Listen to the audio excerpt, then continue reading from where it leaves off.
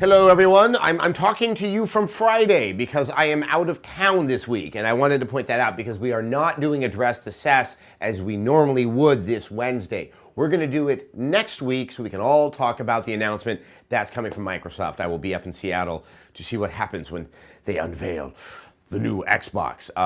Be it good or bad, I believe there's much to discuss. So, all right, with that business out of the way, something else that I did this week is I got to see Watch Dogs, a game that, whether it's good or bad or anything, I think is a product of one of the most shrewd business decisions I've seen, which was its reveal at E3 last year, when they did not say it was a next generation game, but it clearly was, and Ubisoft suddenly had mind share on an unannounced generation of consoles. I've always wanted to tip my hat to them, but I really wanted to see the game as well, and we got a nice kind of taste of it.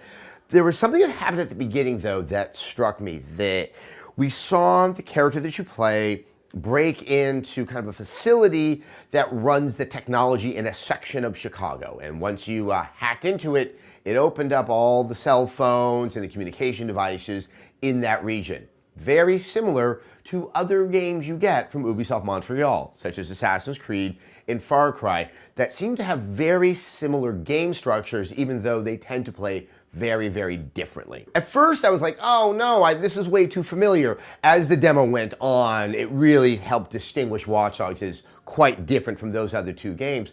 But I couldn't help but thinking about, well, auteur theory. This is applied a lot to film, that certain directors have styles that can be seen in every project they work on. People like Roman Polanski and Stanley Kubrick, it's very, very evident in those films. But you never hear that applied to a studio. Like, no one said United Artists all make, very similar types of films.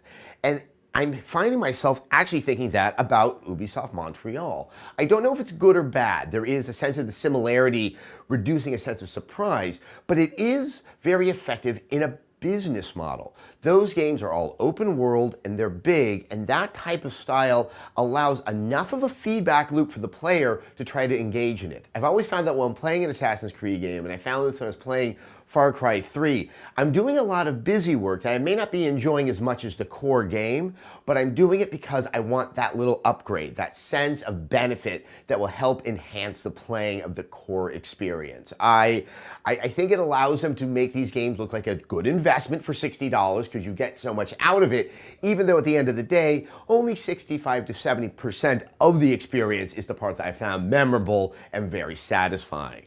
I have to say, where I think it benefits them the most is how modular it is. The only other kind of games like the Ubisoft Montreal games are Rockstar's Grand Theft Auto and Red Dead Redemption, and they allow for very interesting expansions, such as Undead Nightmare, and in the case of Far Cry 3, the thoroughly enjoyable Blood Dragon. And this type of DLC is something I would like to see more of in the future, where you're not trying to extend the narrative of the original game past the point where it's enjoyable. You just take what was fun about it, the gameplay, and slap it into something that's entirely different. Blood Dragon, in its abject silliness, doesn't undermine the integrity of the story in Far Cry 3.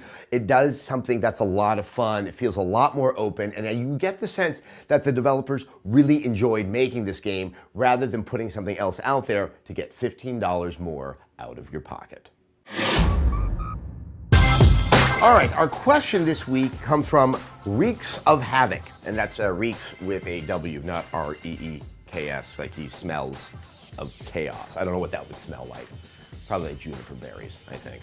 Anyway, Adam, you recently discussed the importance of launch lineups on Casual Friday. Specifically, you went in depth on Microsoft. You reinforced the need for a variety amongst a launch lineup. Coincidentally, rumors are circulating Rare is working on a game for the next Xbox. It's a long shot, but it might be a new Banjo-Kazooie.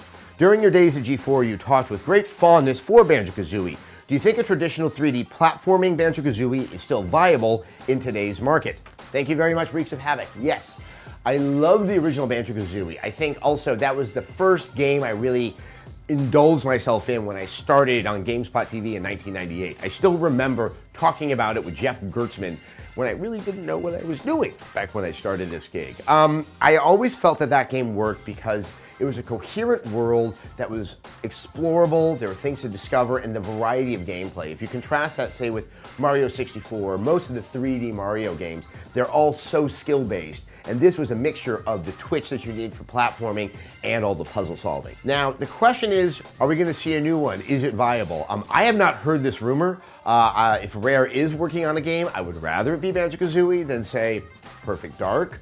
But is it viable in today's market? That's a fascinating question.